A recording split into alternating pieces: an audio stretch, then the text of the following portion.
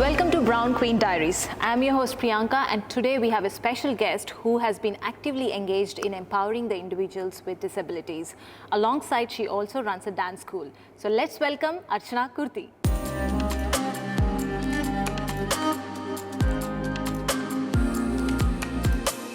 Welcome to the show, Archana. How are you? I'm very good, Priyanka, and how are you? I'm good, thank you. Let's start from the beginning. Sure. So, for our audience, would like to know a little bit about you. So, who is Archana Koorthy? Well, my name is Archana, as you know, you just said it. I'm a dancer and a choreographer, and I'm a behavior therapist. I do practice for ABA therapy. We have Indian costume hire shop where we cater Bharatanatyam to Bollywood costumes for hire. Apart from that, I'm a mother of 2 kids and a good wife and a good cook. Oh, what a package. Yeah. I mean, you're quite well known for your dance school. We know that your kids from your dance school perform at different events. So it's good to know the other side of you where you are supporting disabled individuals. So what inspired you to pursue your journey into supporting disabled? Actually, I've been in this industry for several years, supporting disability, mainly focusing on autism and ABA therapy. And actually it started through teaching dance, and that inspired me more. And I could see that I have a deep interest in children and a wish to make a real difference for those who are having developmental challenges. I actually worked with different families, individuals, and children mainly. I've helped them understand what is autism and disability challenges as well.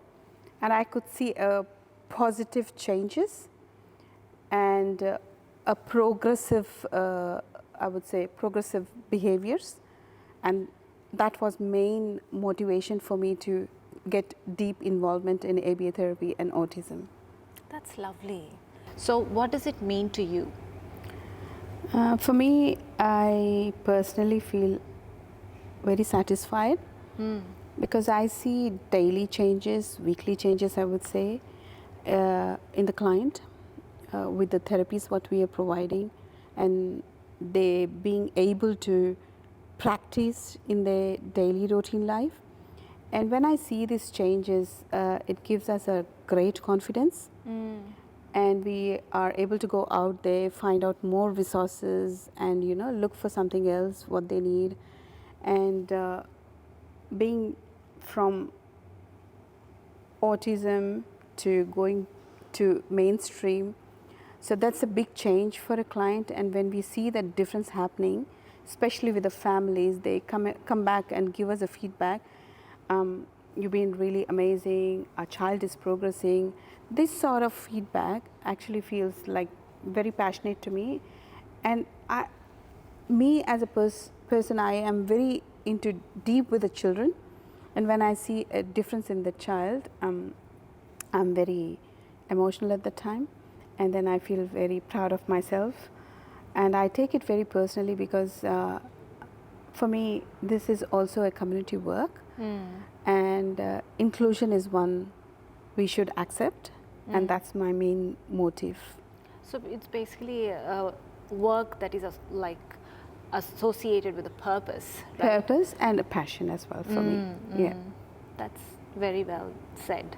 Okay, so we spoke about autism. So you're working with not only disabilities, but you also include the autism into that. Yeah.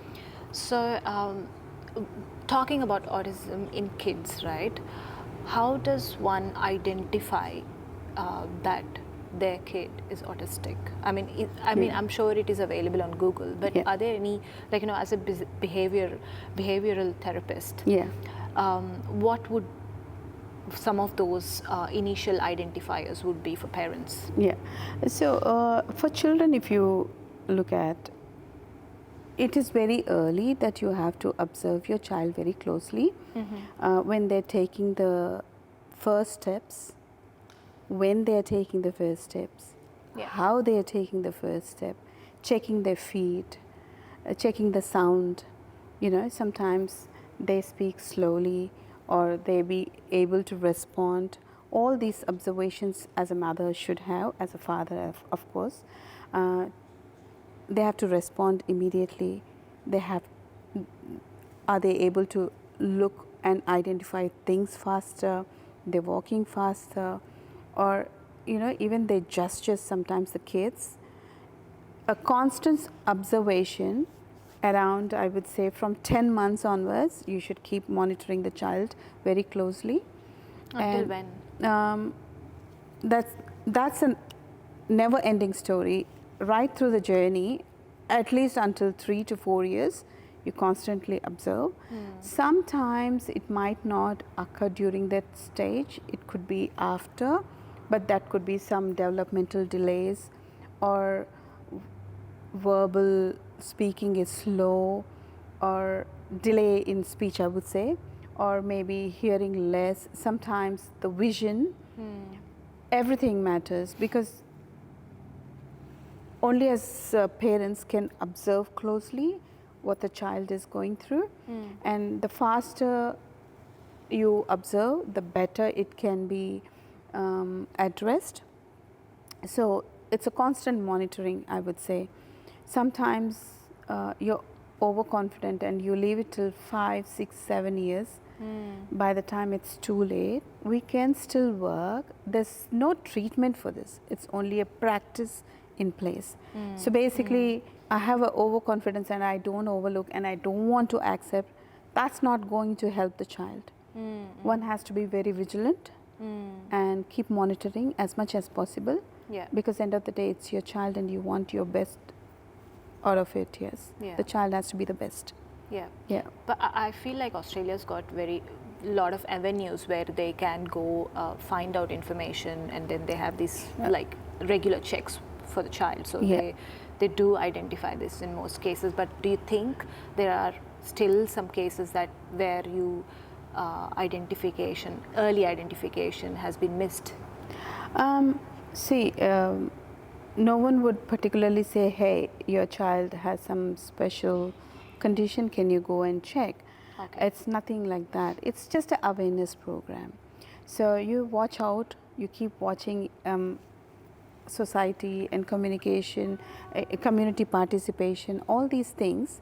Once you start observing them, you will actually identify there's something wrong, something not wrong, something, how in 10 months the child is walking. But if my baby is 11 months still crawling, I would really just quickly concern myself and look what's happening. It's okay sometimes the child walks after 1 year or like 13 months, that's fine. But still, there's no wrong in me observing the child. Keeping an eye out. Keep an eye, yeah, that's right, sorry. That's a very good thing for a mother or a father to do that. And then also sometimes a 3 to 4 year old kid is not able to make a sentence and still on one word. That's when you need to really concern the speechy therapy, or talk to your general physician, GP. Sometimes they might not be able to address. They would say it's okay, but as a mother you need to have that awareness, and sometimes the pediatricians might help as well. And unless it is really concerned, normally things would pick up on their own. As every individual is different. So some are really fast, some are a bit slow, but they go very fast later. So it's all about the journey. But it's always good to keep an eye on everything, because here in Australia we have a good awareness programs and a lot of resources everywhere, even in libraries. For example, if you go to Google, they give you everything, but even in libraries also you have a good awareness. Even in kindergartens, schools, of course, the mainstreams, they have very good information about this. Working with individuals with disabilities, autistic kids, it is as much as it brings you contention and the fact that we are working for a purpose, it gives us a kind of a happiness that we're actually doing something good. It also brings an effect to our emotions, like you can get emotional, right, to see a kid struggling and things like that. Does it actually affect or impact you? To an extent, yes, I would say, but I think it's been in practice for me. Sort of, I got used to as we apply different strategies, working with families to collaborate and overcome those issues which we have faced in past. It does, and we also work with our professionals, discuss with families. There's a lot of emotion involved here. Like I would start with a scenario, for example, say in my early stages of working in this disability sector, I was practicing with a child ABA therapy, where the child was very aggressive, and once child hit me on my nose, and I had to stop the session and immediately rush to hospital, where I had a bit of fracture on my nose. That time it was very sensitive for me. Like I was thinking, oh my God, this is going to reach where? And then once I realized it was a week after that, I slowly started talking to my professionals how to address these issues, or where are we going to, what are we going to do, that sort of stuff. And eventually where we have come to a stage where we can now manage aggressive behavior kids, mild behavior and vulnerable children, and children with emotions, where we can actually apply different strategies. We could go back. Sometimes we have non-verbal kids as well, where they can't speak. And how are we facing these sort of children? We use images, we use pictures, a bit of sign language as well, where we are able to communicate, and the family is very cooperative with this. And with the aggressive behaviors, we are able to manage their behaviors by diverting them to another different activities. So it's been very challenging, but it is also very stressful for us.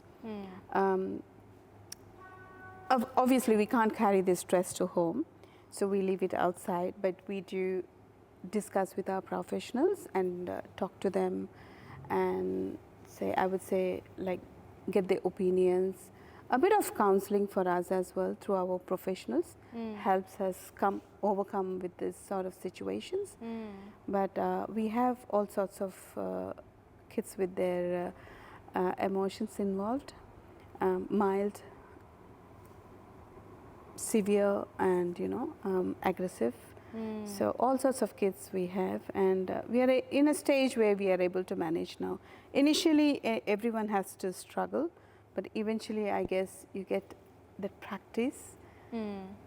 And we amongst our team with professionals, we discuss quite a lot of information. There's a lot to exchange as well. And we do some developmental courses as well, like a professional development course, which it helps us to manage our emotions, to manage their emotions as well. Right. Okay. That's cool. So you're saying that you basically have the emotional impact, but it does. Yeah. But you actually talk it with your fellow colleagues, and vent it out, that sort of thing, and then have some kind of boundaries, so that it True. What happens is, when we discuss, we discuss in such a way that we apply different strategies. That's when we are now in a state where we can manage our emotions, which doesn't keep much stress. Of course, there would be some days which could be unknown for us. But so how does your dancing help into this? Is this your stress buster, let's just say? Okay, so for everybody, I wouldn't say dance is one stress buster. For me, it is, because I have a tough day today with any child, I just go and dance, my stress is finished. So that's Okay. my detox actually, where I can forget everything. And That's your outlet. yeah, Yeah. yeah. Even with the child, sometimes when the child is very aggressive, I start playing some music and start dancing. The child actually diverts. Okay. So dance is a very good medium of communication, and it can lower your stress, and you can be very happy after dancing. I can tell you that much. Okay. Yeah. I might try it. Yes, you can. That's good. So, speaking of dance, right? When did you start? When I was 5 years old, You were dancing since you were yeah, I 5 years started old. when I was 5. Yes. Okay. Yeah. And then you went to different classes, and then Yeah. that was back in India. Yeah, back in India, I started with Bharatnatyam, then folk dances. Then we did Kuchipudi, and there was not Bollywood much famous during Back that then. time. Yeah, and then we used to perform a lot of Janapada Nrityalu. You know, it's folk dances, typical folk dances. It was very Okay. popular then. So I did my bachelor degree in Bharatnatyam and masters in Kuchipudi. Nice. That's back in India. Yes. Okay. Yeah. And I think I moved to New Zealand after I got married to Raghu. Okay. Yeah. Then I started my dance school there. You have started dance school in New Zealand as Yeah, well. yeah. So you still have it, or No, it's been years? taken by senior students and they're continuing. Yeah. Okay. But I think 2009 we left New Zealand. Yeah. Okay. So how many kids do you have in your dance school in total? In total, I Here in can't, Melbourne. approximately 200 200 dance students. students you Yeah, have, yeah. and all of them are kids. Yes, kids, no, we have adults as well. Okay. Maximum age is about 52. Right. Yeah. So you have age groups, and then We have different age groups, starting from 4 years to 52. Different so age you groups. can actually organize your own event with all of your students performing different. Yeah, we do every year annual Okay. concert. Okay. And every year we get to perform, showcase the students. All 200 students take part in the event, and we do all styles like Kuchipudi, Bharatanatyam, fusion, Bollywood, hip hop, all sorts of dances. Lovely. Yeah, and we have all special need children as well performing on the stage as well. Okay. They come as a dance therapy. They learn dance with inclusion with other kids as well. Other kids as well. Yeah. That's cool. And just Indian kids, or do we have that diverse sort of setup there? We have kids with different background, and it's a very diverse school. And I'm very happy that we have a lot of diversity, and it's good. We sometimes do different language songs as well, and Okay. add Bollywood into it. We do a Okay. mix and match as well. Yeah. That's really lovely. So, before we wrap up, what would your advice be for someone who's looking to, enter into this field to support the disabled or autistic kids? Yeah. It is a very vast industry. Disability support is many areas. First, you need to choose which area you would like to be. And you would come to work with children. It's not about providing a care to them. It's about making them work towards the focus and be able to be individual. So you have to do some courses, understand yourself, get into a certification where you can apply some strategies, and then be able to work with a child with lot of patience. And it is not just about you working in the industry, it is about you giving yourself to that particular person whom you're working with. So you should think twice that yes, this is me, because we don't know what disability could that person have, and you are facing that disability directly. So you have to put yourself into that person and act towards yourself to be, yes, I'm here to support you. That's when you can actually jump into this place, and then you can really work very well for this one. Lovely. Really good suggestion. Thank you so much, Archana, for sharing your journey and your insights into this. Your dedication and passion are truly inspiring. Thank you for joining us. Thank you so much, Priyanka. Thanks for having me. Pleasure. It's been a pleasure being here. Thank you. No problem.